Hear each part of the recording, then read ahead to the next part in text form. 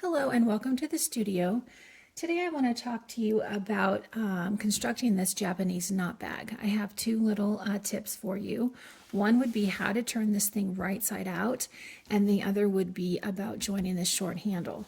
So you're going to turn this right side out through the long handle, and that seems like a fussy, fiddly thing, but it's actually super duper simple. And all you're going to do is to just treat this like a tube. You're going to turn this just like you would turn any other tube. So put a pin in it and then feed that through the handle. And this handle is not that long and it's pretty wide, so there is not any trouble at all getting the bulk of this through there. And then just give it a little tug and it all comes through.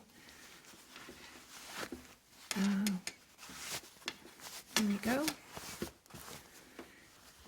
Take out your pin, which you don't need anymore, and then your little short handles are still right side out, so you'll just, those are short, and you can just flip them through by hand, the both of them. And you've got your Japanese knot bag very easily turned right side out.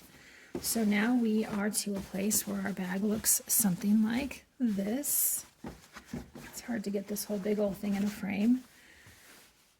But now we're going to work on joining the short handle here. So the process for that is to just open this handle up, both sides of it, and you're going to align your raw edges and match your seams. I like to match these seams so that one seam allowance goes left and one goes right, and that they're nested together. Pop a pin in it to hold it, and then you're just going to sew a 1/4 inch seam right across this top edge.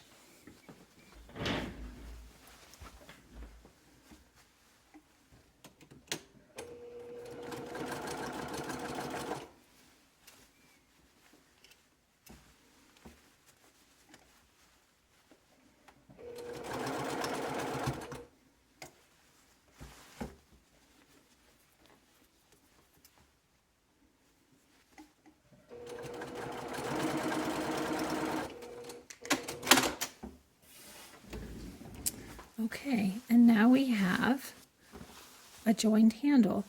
From here, you're going to go ahead and turn this under a 1/4 inch. And instead of pinning this, because we can't sew this, we're not going to sew this right now.